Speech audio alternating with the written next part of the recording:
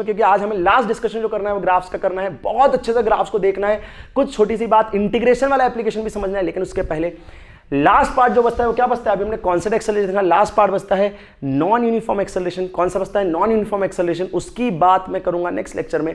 पहले देखते हैं आज ग्राफ्स, पहले देखते हैं आज ग्राफ्स, और उसके हिसाब से पढ़ेंगे टाइप्स ऑफ मोशन, उसके हिसाब से पढ़ेंगे टाइप्स ऑफ मोशन। तो बात करते हैं ग्राफ्स की और आ जाते हैं टाइप्स ऑफ मोशन पे। किस हिसाब से टाइप्स ऑफ मोशन में डिफाइन करूंगा मैं आपको बताते चलूंगा।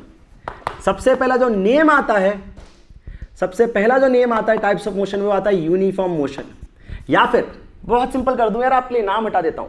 सबसे पहला नेम आता है वो है वेलोसिटी। अगर कांस्टेंट रहेगी तो क्या होगा? तो जब वेलोसिटी कांस्टेंट रहेगी, नाम दे देता हूं आपके लिए, उसे बोलते हैं यूनिफॉर्म मोशन। क्या बोलते हैं उसको? यूनिफॉर्म मोशन बोलते हैं। बात समझ आ रही होगी। यूनिफॉर्म मोशन आज के बाद आ जाए तो क्या है उसका मतलब? उसका मतलब है वेलोसिटी क्या है? वेलोसिटी आपकी कांस्टेंट है, वेलोसिटी आपकी कांस्टेंट है।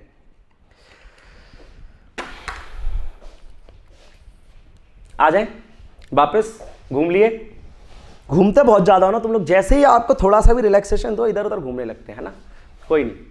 तो आ जाओ, यूनिफॉर्म मोशन, वेलोसिटी कांस्टेंट। अब देखो कैसी कैसी चीजें निकल के आएंगी। मैं पहले तो सारे ग्राफ्स बताऊंगा, फिर आपको फॉर्मूले बताऊंगा। तो एक तरफ चलेंगे ग्राफ, एक तरफ चलेंगे फॉर्मूले। फॉर्मूले बहुत सिंपल है। अगर वेलोसिटी कांस्टेंट है तो एक ही फॉर्मूला दुनिया में लगता है, वो displacement equal to velocity into time. बहुत सिंपल। क्या होता है वेलोसिटी कांस्टेंट का मतलब? भैया सेम स्पीड पे गाड़ी चल रही है तो उसकी डिस्प्लेसमेंट हर टाइम इंटरवल में सेम है, तो उसकी वेलोसिटी सेम है। मतलब उसकी इंस्टेंटेनियस वेलोसिटी और उसकी एवरेज वेलोसिटी क्या आएगी? सेम आएगी। अगर मैं कॉन्स्टेंटली चलाऊंगा, सोचो आगरा तक गाड़ी 100 पे ही चला रहा हूं, मैंने बता दिया आपको 100 पे चला रहा हूं, रुक ही नहीं रहा यार, 100 पे चला रहा हूं, तो क्या होगा? 1 बजे भी मेरी 100 होगी, 1:30 बजे भी मेरी 100 होगी, 2 बजे भी मेरी 100 होगी, और पूरे टाइम इंटरवल में मेरी 100 आएगी। ये वही हो गया इक्वल इंटरवल टाइम में सेम वेलोसिटी हो। V1 V2 V3 भी सेम हो गए। क्या हो गया? ध्यान से समझो। वो क्या हुआ? अभी फॉर्मूला बताया था ना, V average equal to V1 plus V2 plus V3 upon 3, या V1 plus V2 is Vn upon n। तो क्या होगा? V1 V2 V3 भी सेम हो गए, तो NV अपॉन V, n से n कट गया, V बच गया। आपको समझ आ रही है बात मैं क्या बोल रहा हूं? कांस्टेंट स्पीड पे चल रहे हैं तो कांस्टेंट स्पीड पे सिर्फ एक फॉर्मूला लगता है, displacement equal to velocity into time. Constant velocity का एक और मतलब होता है, क्या मतलब होता है? कि एक्सेलरेशन जीरो। क्यों भाई? क्योंकि एक्सेलरेशन dv/dt होता है ना, एक्सेलरेशन dv/dt होता है, और अगर v कांस्टेंट है तो कांस्टेंट का डिफरेंशिएशन क्या होगा?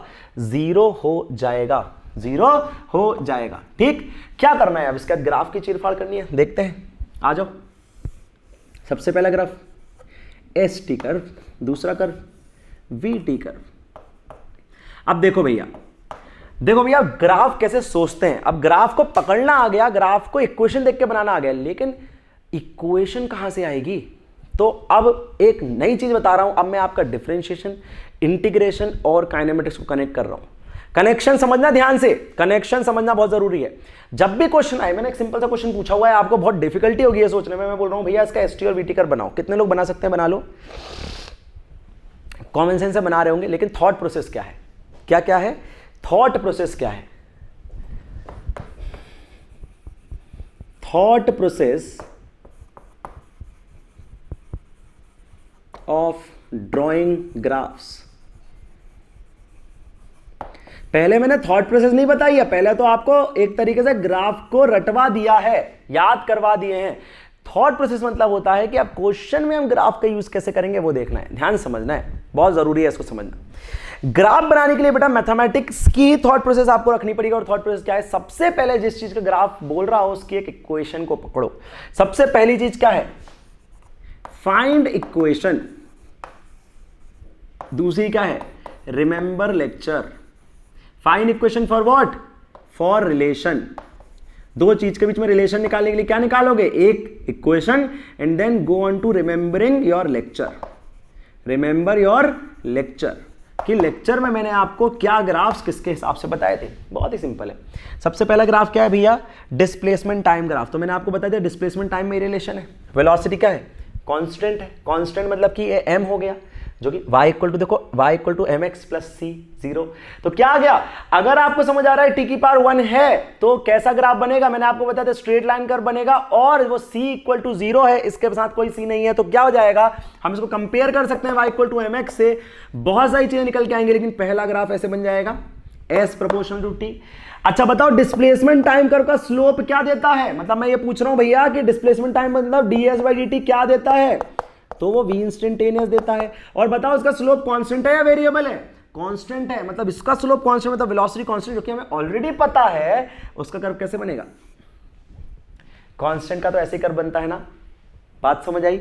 अच्छा इसका at कैसे बनेगा यार, हैं तो भैया at कर्व क्या होता है, अच्छा अभी हमने पढ़ा था a is equal to d/dt होता है, a is equal to d/dt तो dv/dt, मतलब इसका स्लोप कितना है, सोचो 0, tan 0 0, एक्सेलरेशन कितना है 0, मतलब कोई कर्व नहीं बनेगा, एक्सेलरेशन 0 है ना। देख रहे हो कितनी सारी चीजें कैसे कनेक्ट होती हैं, एक इंफॉर्मेशन और ग्राफ का एक दूसरे में कन्वर्जन और इंफॉर्मेशन सब मिक्स है, लेकिन क्या करना है, इक्वेशन सोचनी है, अपना लेक्चर याद करना है और ग्राफ को बना देना है, और एक दूसरे में थोड़ा एंटरटेनमेंट के लिए जंबलिंग भी करनी है, सोचना है भैया इससे कैसे पहुंचे ds/dt मतलब स्लोप मतलब tan थीटा, और भैया थीटा तो चेंज ही नहीं हो रहा, मतलब वेलोसिटी कांस्टेंट, और इसमें वेलोसिटी कांस्टेंट मतलब इसका स्लोप कितना 0, क्योंकि tan 0 तो 0 एंगल बना रहा, तो एक्सेलरेशन 0। बात समझ आ गई। अच्छा रिवर्स में क्या होगा, रिवर्स में भैया एक चीज और समझ आ रही है कि अगर मैं इसका इंटीग्रेशन करूं, मतलब इंटीग्रेशन मतलब vdt, ध्यान समझना, इंटीग्रेशन मतलब vdt, और vdt किसके इक्वल आया था, याद करो डिफरेंस थ्योरम, याद है किसी को डिफरेंस थ्योरम क्या थी, डिफरेंस थ्योरम ये थी, ध्यान समझना बहुत, अब थोड़ा सा इंटरेस्टिंग हो रहा है, थोड़ा ध्यान समझ लेना, ठीक है, ध्यान समझो इसको, बहुत जरूरी है।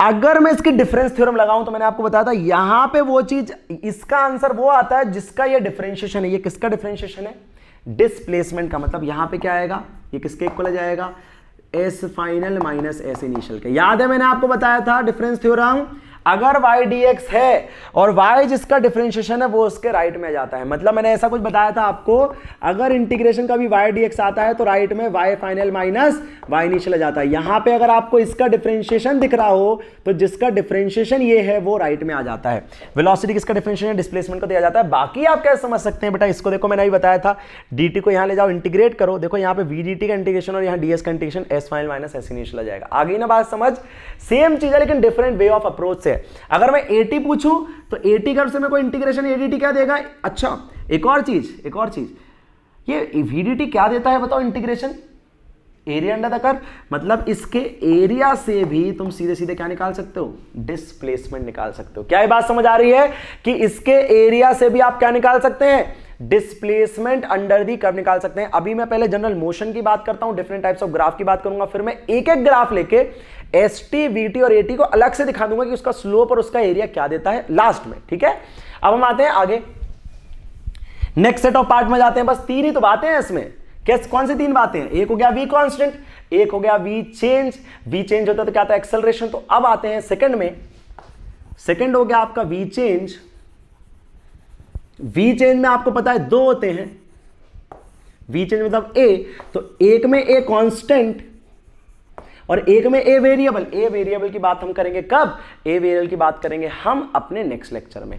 अब इसमें पूछा हुआ है भैया क्या ग्राफ बना दो, एक तो AT बना दो, क्या बना दो, AT बना दो, फिर एक हमारा VT बना दो और ST बना दो। अभी तो सब बनाया था हमने थोड़ी देर पहले, फिर बना देते हैं जी। AT बनाने के लिए A और T में इक्वेशन सोचो, लेकिन ये तो कांस्टेंट है तो उसमें तो कोई इक्वेशन ही नहीं है।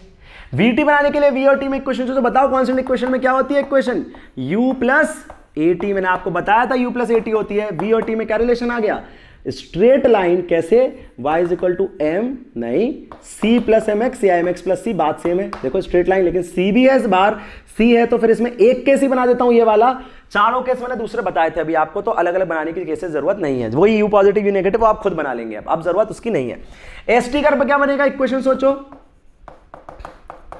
ut plus half A T square बनेगा, कैसा बनेगा, एस प्रोपोर्शनल टी स्क्वायर। फिर से मैं इसके चारों केसेस डिस्कस नहीं करूंगा, बस इतना बता दूंगा भैया पैराबोला बनेगा। बात समझ आ गई, क्या बात समझ आ गई। यहां पे हमारे 2 सेट ऑफ मोशन, तीसरा सेट ऑफ मोशन जिसमें ए वेरिएबल होगा ना, कौन सा ए वेरिएबल होगा उसको हम नेक्स्ट लेक्चर में वहीं से स्टार्ट करेंगे और फिर आपको मोशन अंडर ग्रेविटी भी थोड़ा बताएंगे। अभी इतना समझें, अब क्लोजिंग करते हैं कितनी, ओके। तो now we will be closing with final concepts on graph. तो आपको ये बेसिक ग्राफ समझ आ गए यूनिफॉर्म मोशन के। इसको हम बोलते हैं कौन सा मोशन, अगर मैं आपको वैसे नाम बता दूं, इसको हम बोलते हैं नॉन यूनिफॉर्म मोशन, या फिर नॉन यूनिफॉर्म मोशन ना कह के इसको ये भी कह सकते हैं यूनिफॉर्म, मतलब एक्सेलरेटिंग मोशन, है ना। नॉन यूनिफॉर्म मोशन क्या कह सकते हैं, वेलोसिटी चेंज मतलब एक्सेलरेटिंग में दो हो गए, कांस्टेंट एक्सेलरेशन और वेरिएबल एक्सेलरेशन। आगे चलते हैं और सिर्फ अब ग्राफ के ऑपरेशन की बात करेंगे कि ग्राफ में सर क्या क्या हो सकता है। एक ग्राफ दिया तो उनसे कौन कौन सी बातें हम निकाल सकते हैं, यही है वो जरूरत जो आपको समझनी है। इसमें 3 चैप्टर, तीनों बातें जो मैंने पढ़ाई वो लग जाएंगी, याद करना। अब जो नेक्स्ट 10 मिनट है उसमें तीनों जो बातें मैंने बताई, डिफरेंशिएशन, इंटीग्रेशन, ग्राफ, तीनों लग जाएंगी। एक एक करके कर लेंगे, आगे बढ़ेंगे। पहला कर्व, सबसे पहला कर्व आपको जो पता होना चाहिए वो पता होना चाहिए displacement time curve. Displacement time curve क्या क्या दे सकता है भैया, दो ही चीजें हैं, डिफरेंशिएशन से स्लोप दे सकता है, इंटीग्रेशन से एरिया दे सकता है, इतना ही तो है। तो कर लेते हैं। कोई भी डिस्प्लेसमेंट टाइम कर्व है तो क्या देखना है, दो ही बातें देखनी है हर बार। एक बार ds/dt क्या देता है, एक बार इंटीग्रेशन s/dt क्या देता है। अच्छा, मैथमेटिक्स में क्या देता है, ये स्लोप देता है मैथमेटिक्स में, ठीक है। अच्छा, मैथमेटिक्स में ये क्या देता है, ये एरिया अंडर द कर्व देता है। फिजिक्स में क्या देता है, तो ध्यान देना, ये इसके इक्वल मैथमेटिक्स में, फिजिक्स में इक्वल क्या देता है, v इंस्टेंटेनियस देता है। और ये फिजिक्स में क्या देता है, कुछ नहीं देता है। तो ये हमारे किसी काम का नहीं है, ये हमारे बहुत काम का है, क्योंकि भैया ये जब आप इसका स्लोप निकालेंगे तो क्या दे देगा आपको, इंस्टेंटेनियस वेलोसिटी दे देगा। मतलब जो इसका स्लोप है वो किसके इक्वल होता है, tan थीटा के। ऐसे नोट्स बनाने अगर तुम सीख गए इतने क्रिस्प एंड क्लियर, तो बेटा काम हो जाए खत्म। क्या बताया मैंने, ग्राफ उठाया, ग्राफ की दो बातें सोची क्लियर भैया, सर ने जो पढ़ाया उसके अलावा कुछ सोचना नहीं, और कोई टूल नहीं है। डिफरेंशिएशन क्या होता है, तो लिखो आराम से ds/dt भैया, स्लोप होता है tan थीटा होता है। फिजिक्स में क्या होता है, इंस्टेंटेनियस वेलोसिटी, तो यही तो नया सीखा, लेयर ही तो डाली। s/dt क्या होता है, एरिया अंडर द कर्व होता है, ऑल्दो वी नो, लेकिन फिजिक्स में कुछ नहीं देता। काम खत्म, काम होता है खत्म। दूसरा आता है वेलोसिटी टाइम ग्राफ। क्या आता है, वेलोसिटी टाइम ग्राफ। आ गया वेलोसिटी टाइम, ये आ गया vt। कोई भी रैंडमली बना रहा हूं, अभी उसके अंदर डेप्थ की बात नहीं, बस उसकी ऊपर लेयर अपॉन बात कर रहा हूं। क्या पहला हो गया dv/dt। आपका duster has been dusted a lot. यहां पे आते हैं, ध्यान से देख लेंगे। ये हो गया आपका पहला, हो गया dv/dt, है ना। ये हो गया आपका दूसरा, हो गया इंटीग्रेशन v/dt। अब इसके बाद, आज के बाद मत भूलना, क्या मैथमेटिक्स में क्या देता है बता दो, स्लोप ऑफ टेंजेंट। टेंजेंट किसके इक्वल होता है, tan थीटा के। फिजिक्स में किसके इक्वल होता है, dv/dt ए इंस्टेंटेनियस के।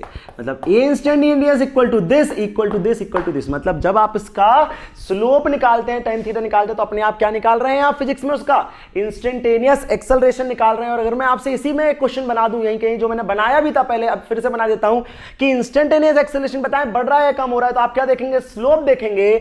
आप क्या करेंगे, पहले ये डालेंगे, आप देखेंगे यहाँ पे थीटा, आप देखेंगे एक और थीटा, भैया एंगल बढ़ रहा है, मतलब tan थीटा बढ़ रहा है, मतलब एक्सेलरेशन बढ़ रहा है। समझ आ गई बात। नेक्स्ट पे आ जाओ, इसका इंटीग्रेशन क्या देता है भैया, मैंने बताया था डिफरेंस रूल। नहीं याद समझ आ रहा है डिफरेंस रूल, तो सीधे सीधे याद रख लेंगे भैया, वेलोसिटी का डिफरेंशिएशन करते हैं, एक्सेलरेशन इंटीग्रेशन करते हैं, चेंज इन डिस्प्लेसमेंट। क्या देता है भैया, चेंज इन डिस्प्लेसमेंट। किसमें, फिजिक्स में। और मैथमेटिक्स में क्या देता है, area under the curve. Area under the curve. तो कॉमन सेंस से इसका एरिया निकालेंगे। आप स्लोप वाला मिटा दें क्या, चलो अच्छा स्लोप वाला यहां पे स्टडी कर लेते हैं, और एरिया के लिए क्या करते हैं, ग्राफ और बना लेते हैं, सेम ग्राफ, क्योंकि एरिया निकालना है। मतलब इसका जो एरिया अंडर द कर्व होगा ना, वो डिस्प्लेसमेंट दे देगा। एरिया अंडर द कर्व कैसे आता है आपको पता है, डायरेक्ट एरिया निकाल लोगे इंटीग्रेशन से। और इंटीग्रेशन फिजिक्स में क्या देता है, वेलोसिटी का डिस्प्लेसमेंट देता है। मुझे कॉमन सेंस से बताओ, डिस्प्लेसमेंट पॉजिटिव है नेगेटिव, तो क्या सोचना है, एरिया पॉजिटिव है नेगेटिव, बताओ। मैंने बताया था एरिया पॉजिटिव है, क्योंकि एक्स एक्सिस के ऊपर है ना, जो भी एक्सिस के ऊपर है, तो जो एरिया है वो पॉजिटिव है। इसका मतलब कि आपकी डिस्प्लेसमेंट पॉजिटिव है।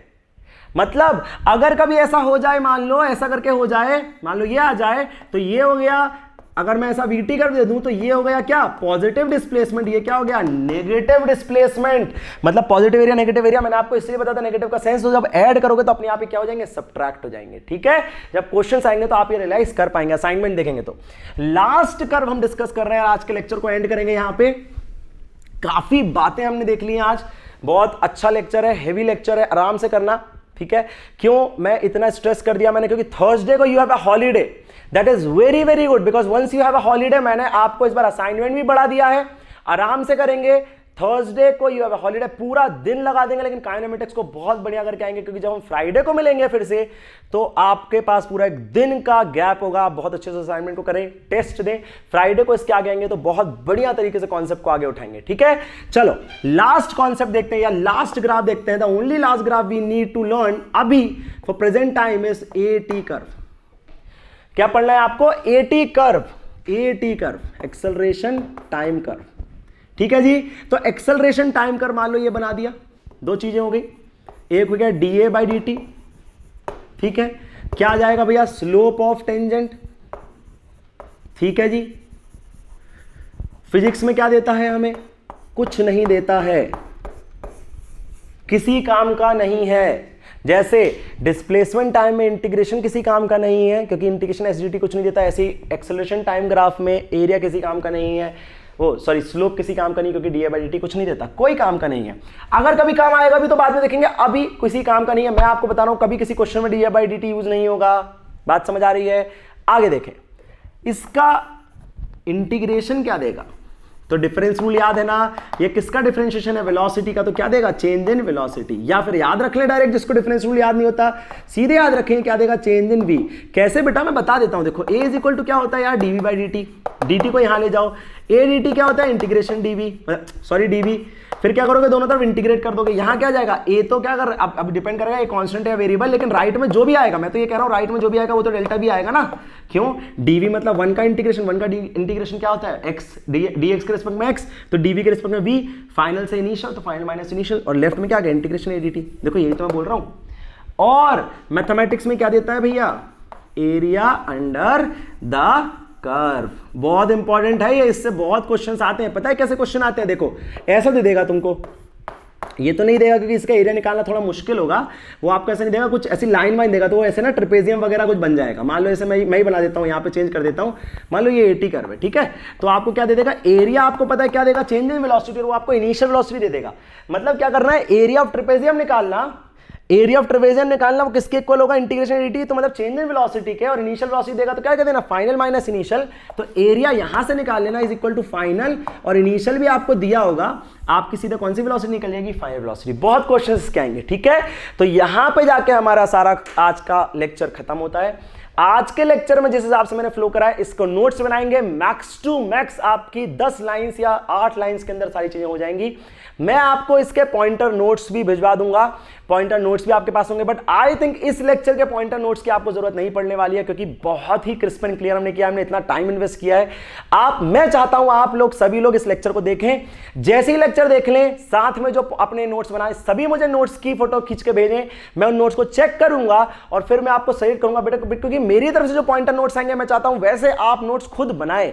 मेरी तरफ से पॉइंटर नोट्स मैं दे सकता हूं, लेकिन मैं आपको जब क्या होता है ना, जब आप 90% चीज करके मेरे को भेजोगे ना, तो मैं आपको बताऊंगा कि यार ये चीज ऐड कर लो, तो आपके ही नोट्स अपने आप में परफेक्ट हो जाएंगे, धीरे धीरे आप परफेक्ट नोट्स बनाना सीख जाएंगे। इसलिए मैं आपसे कह रहा हूं कि आप बनाएं। कुछ बच्चों ने मुझे भेजा है, आई गेस 2-3 बच्चों ने मुझे भेजा है, और उन लोगों ने मुझसे पूछा सर ये नोट्स बनाने का सही तरीका है कि नहीं, तो मैंने उनको बताया था बेटा इसमें थोड़े बहुत चेंजेस आपको करने होंगे। तो आप नोट्स बनाए मुझे भेजें। इस लेक्चर के बहुत कम बातें हैं, जो बातें क्रिस्प क्लियर से क्लियर करें, लेक्चर के बाद इसको क्लियर कर लें, असाइनमेंट मिलेगा, असाइनमेंट करें, टेस्ट दें और बढ़िया तरीके से इसको कवर करें। फिर इसके बाद हम नेक्स्ट कांस्टेंट एक्सेलरेशन नहीं, नॉन कांस्टेंट मतलब वेरिएबल एक्सेलरेशन को देखेंगे, और मोशन अंडर ग्रेविटी को देखेंगे, फिर रिलेटिव की बातें करेंगे। यार बातें तो अभी बहुत हैं, टाइम बहुत है, अभी तो स्टार्ट ही हुआ है सब कुछ। तो मिलते हैं नेक्स्ट लेक्चर में। फ्राइडे के दिन, थर्सडे छुट्टी है, मतलब कल छुट्टी है, तो बहुत ही अच्छे से पूरा दिन लगाना है, कुछ पीछे रिवाइज करना है, मेरे से पूछना है पूछ लेना, लेकिन इसको बहुत अच्छे से बनाने की कोशिश करना, और इसमें कोई भी डाउट हो तो इसको क्लियर आज ही के आज कर लेना है। चलो ठीक है।